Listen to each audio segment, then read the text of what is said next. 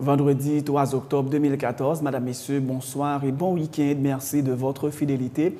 Bienvenue dans ce journal. À la une de l'actualité, 4 sénateurs de l'opposition du groupe des 6 se sont entretenus ce vendredi au Caribé avec le président Michel Martelly sur la crise politique. Il s'agit de Jean-Baptiste Bien-Aimé, Joseph Joël John, Pierre-Franqui Exius et Jean-William Gentil. Ils ont demandé au président Martelly de s'entretenir avec les responsables des partis de l'aile dure de l'opposition. Les deux autres membres du G6, Moïse Jean-Charles et Wisner Polycarpe, tous deux du département du Nord, ont brillé par leur absence. Ils estiment qu'aucune entente n'est possible avec le chef de l'État. Le gouvernement rejette la proposition de sortie de crise de l'ex-candidat à la présidence, Maître Jean-Henri Séa. En aucun cas, les discussions ne devraient déboucher sur un scénario de table rase, a indiqué le ministre de la Communication, Dr Rudy Erivo. À l'étranger, une centaine de personnes placées sous surveillance aux États-Unis pour avoir été en contact avec Thomas Duncan, atteint du virus Ebola. Il pourrait faire l'objet de poursuites dans son pays, le Libéria, après avoir menti au moment de quitter le pays en informant n'avoir pas été en contact avec des malades. Un Américain de 33 ans qui travaille au Libéria en freelance pour la chaîne américaine NBC News a été infecté par le virus Ebola et sera rapatrié prochainement aux États-Unis, a indiqué la chaîne jeudi. Il s'agit du 4e Américain à avoir contacté Ebola au Libéria. Des milliers de citoyens manifestent au Mexique pour réclamer des explications sur la disparition d'une quarantaine d'étudiants la semaine dernière après de violents affrontements avec les forces de l'ordre. Et puis, dans l'actualité sportive, un tribunal espagnol a rejeté ce vendredi l'appel de Lionel Messi et son père qui demandaient à nouveau le classement sans suite des poursuites dont ils font l'objet pour fraude fiscale via des paradis fiscaux. En tennis, pour son retour à la compétition, le numéro 2 mondial, Rafael Nadal, a été éliminé ce vendredi en quart de finale du tournoi de Pékin par le Slovaque Martin Klizan en 3-7. Madame, Messieurs, restez branchés pour le développement de ces titres et de bien d'autres.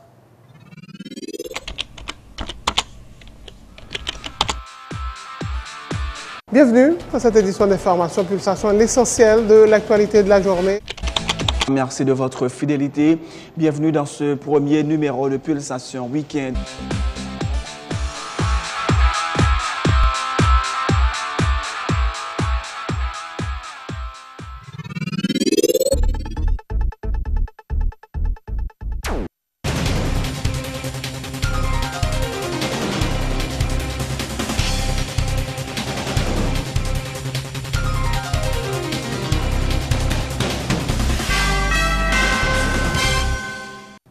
De recherche, bienvenue dans le premier numéro de Pulsation Week-end de ce mois d'octobre 2014.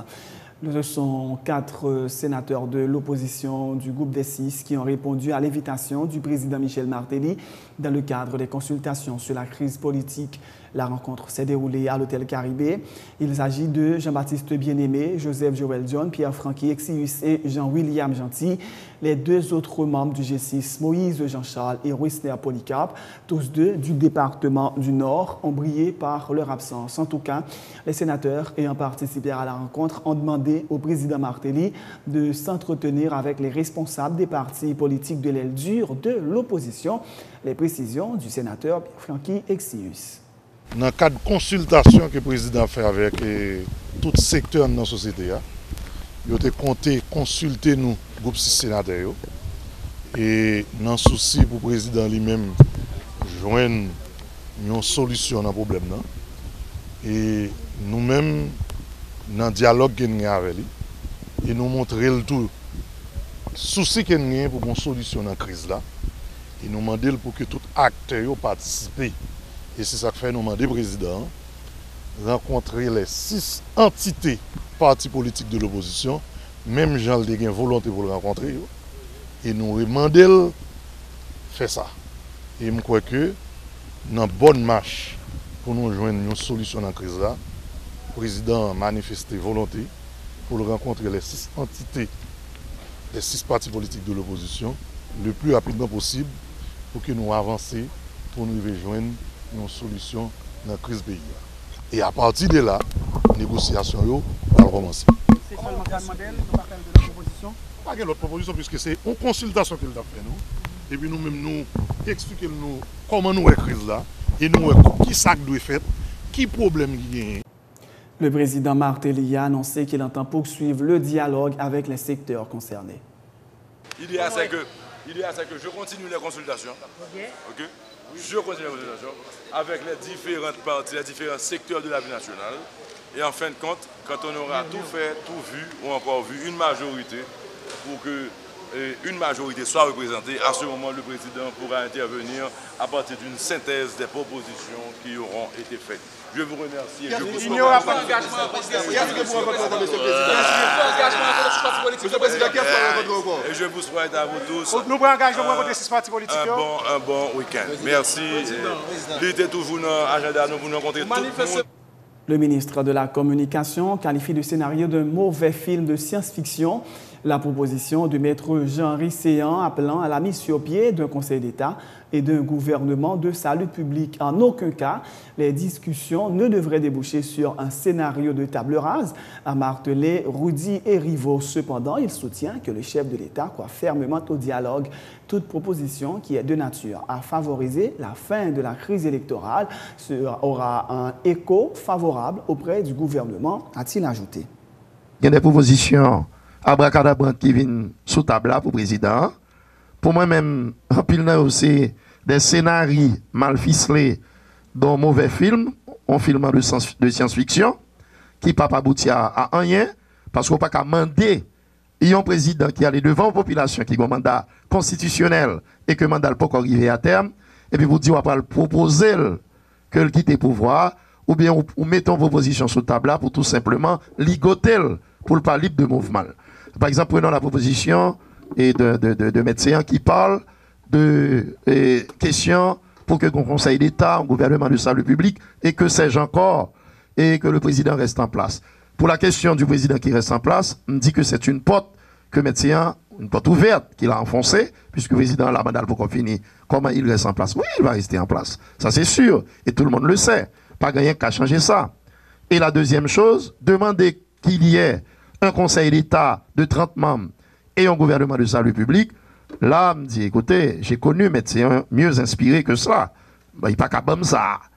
Il n'est pas capable ça parce que son proposition est qui abracadabrante, une proposition qui pas qu'un B. Et pour résumer tout ça, nous lit son scénario mal ficelé dans mauvais film, un film de science-fiction. Le président toujours croit dans vertu dialogue. C'est ça qui fait que la discussion a continué. Et nous pas qu'à présager ni gagner préjugé a priori sur ça qu'a pas sorti dans le dialogue là. Ce qui est certain de discussion ça au pape jamais sorti, ils ont chambardement, ils ont table rase. Ça capable assurer même capable assurer tout dans l'autre bagaille pour terminer avec cette question avec la réponse. Je suis capable de garantir que quoi qu'il arrive, toute discussion productive, viable qui peut permettre que le processus électoral là avance, il y a un écho favorable. Bon côté exécutif là, bon côté chef l'État. Parce que de toute façon, élections sont passage obligé, pas qu'il y ait l'autre moyen pour nous renouveler personnel politique là que par les élections. Retour sur la cérémonie organisée jeudi au Cap-Haïtien lors de l'inauguration du premier vol international à l'aéroport de la deuxième ville du pays, un vol de la compagnie américaine American Airlines. Il s'agit, selon l'agent intérimaire de l'exécutif du Cap-Haïtien, Yvon Altéon, d'un rêve devenu réalité qui traduit la volonté du chef de l'État de concrétiser sa politique d'ouverture et de décentralisation. Nous sommes très heureux d'être réunis ce matin pour concrétiser un grand rêve. N'est-ce pas André Malraux qui disait « Une nation est un rêve d'avenir partagé ». Ce matin, il ne s'agit pas de rêve seulement, ni d'avenir, mais encore de réalité vivante et de perspective.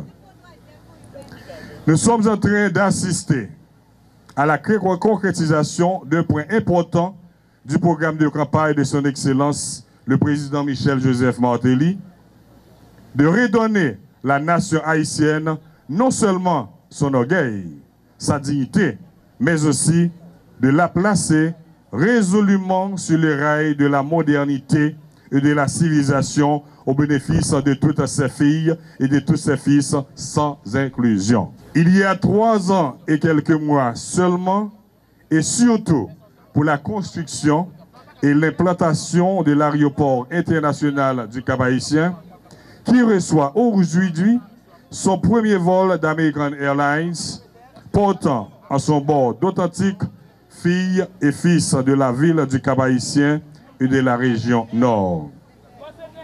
En général, on peut dire sans crainte contester avec la politique d'ouverture et de décentralisation de ce grand visionnement qu'est M. Michel Joseph Martelly, président de la République d'Haïti, la ville cap-haïtienne est en train vraiment de renaître de ses cendres.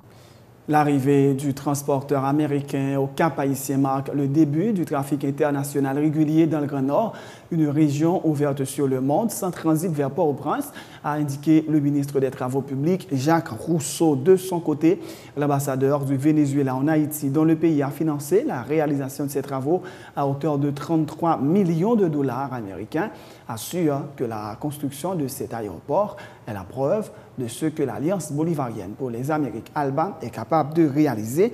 Tour à tour, Jacques Rousseau et Pedro Camino González. L'arrivée aujourd'hui du premier vol commercial de l'American Airlines marque le début d'un trafic international régulier au Cap-Haïtien. Le nord du pays est ainsi ouvert au monde directement, donc sans transit vers la capitale par Port-au-Prince.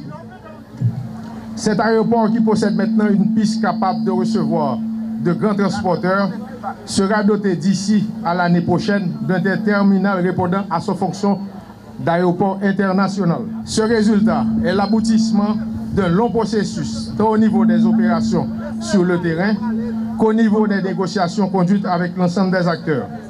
Il traduit aussi, surtout, la volonté de l'État de concrétiser les engagements pris.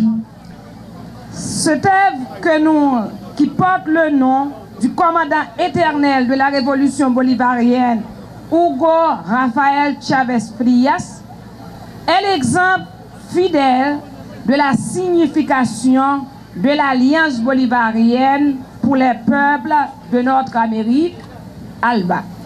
En vue du développement touristique et économique d'Haïti, et que nous pensons que les secteurs les plus pauvres de ce département, avec un minimum niveau d'organisation, peuvent bénéficier de ce développement que nous sommes en train d'inaugurer aujourd'hui grâce aux travaux commencés par le gouvernement du président Michel Joseph Martelly et le Premier ministre Laurent Salvador Lamotte.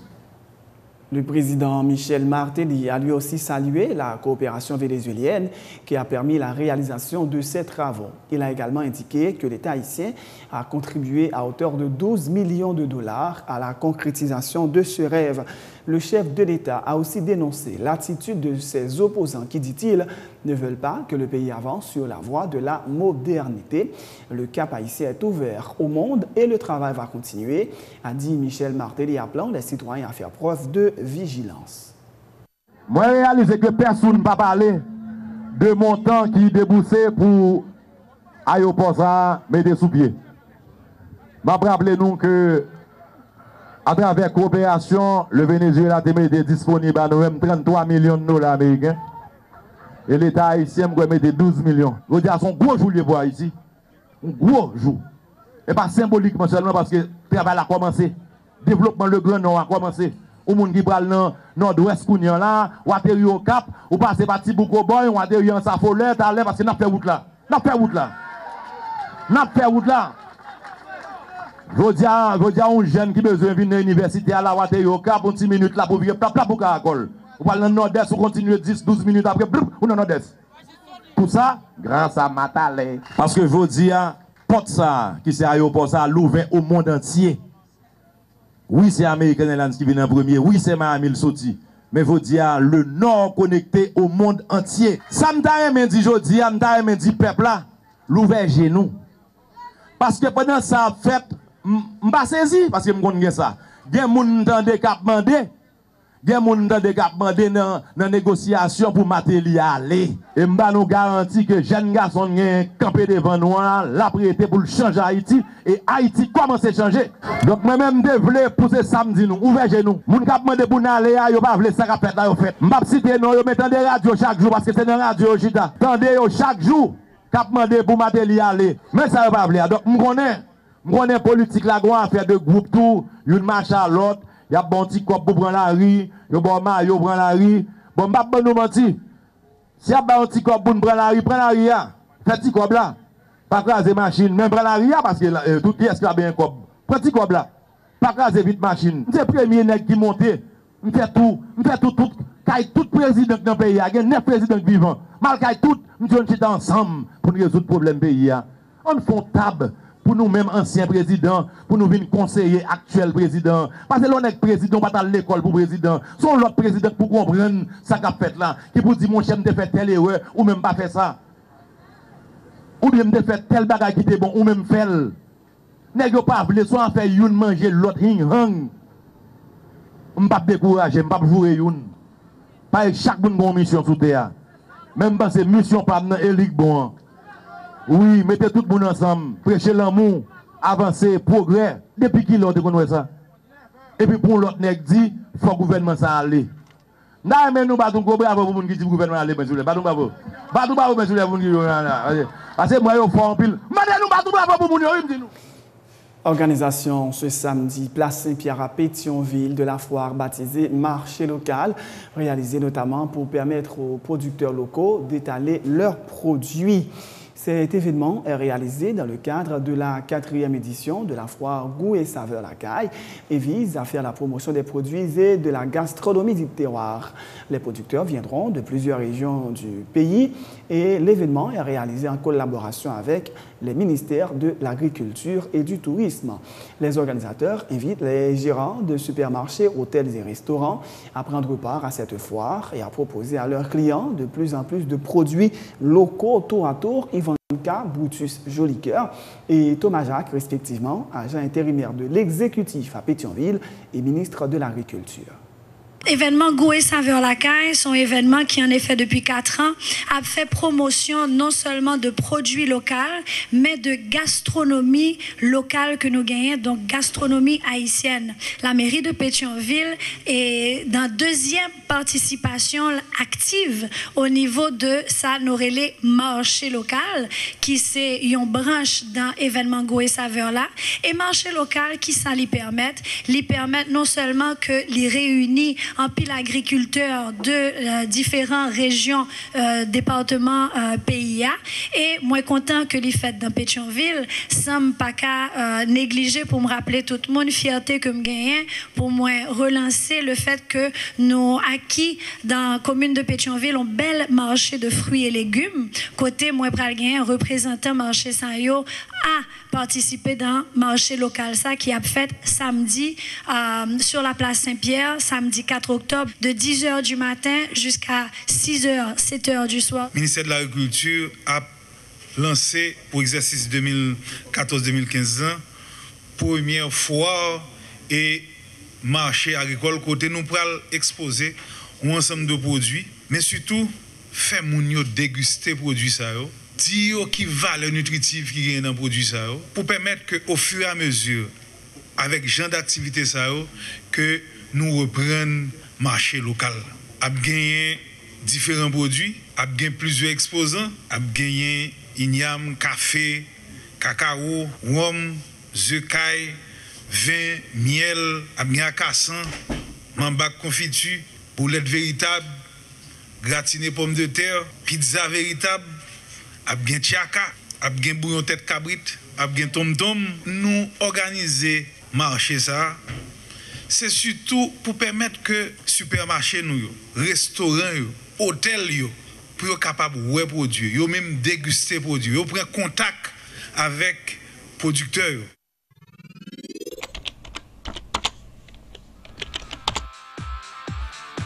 Bienvenue à cette édition d'information Pulsation, l'essentiel de l'actualité de la journée.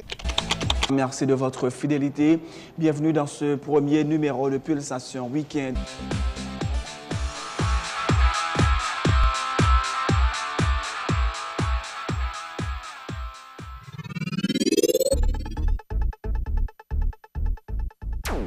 C'est la fin de ce journal, Madame, Messieurs, mais juste avant de vous quitter, voici un dernier rappel des titres.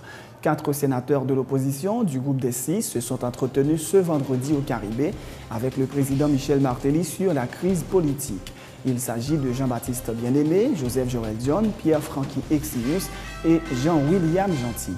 Ils ont demandé au président Martelly de s'entretenir avec les responsables des partis politiques de l'aile dure de l'opposition. Les 2 autres membres du G6, Moïse Jean-Charles et Whitner Polycarpe, tous 2 du département du Nord, ont brillé par leur absence.